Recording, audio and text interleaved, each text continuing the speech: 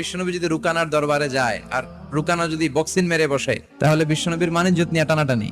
তো বিশ্বনবী একদিন ফজরের সালাত শেষে লুকিয়ে লুকিয়ে মক্কার সবচেয়ে বড় বক্সার রুকানার কাছে চলে গেল, যে বলল, রুকানা আসলিম তাসলাম, ইসলাম মানো শান্তিতে থাকবা, দুনিয়ায়ও থাকবা আখেরাতেও থাকবা, সুবহানাল্লাহ পড়ে।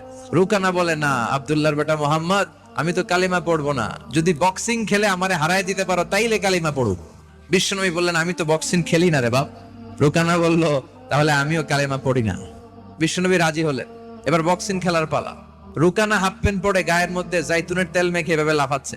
তো বিশ্বনবী তার পজিশন নেয় না, বিশ্বনবী দাঁড়িয়ে আছে। রুকানা বলল, মোহাম্মদ আমি লাফাচ্ছি, তুমি লাফাও না কেন? বিশ্বনবী বললেন, না আমি লাফাই না, কারণ আমি সেলাইবিহীন লুঙ্গি পড়ি। এবার মারামারির পালা। রুকানা বলে, মোহাম্মদ তুমি মারো। বিশ্বনবী বললেন, তুই মার, কারণ আমি মারলে ওই মায়ের হজম করার ক্ষমতা তোর নাই। বিশ্বনবীর এক হাতে জান্নাতি 40 জনের শক্তি ঢুকায় দিছে কে? তো বিশ্বনবী মাইট দিলে এটাও হজম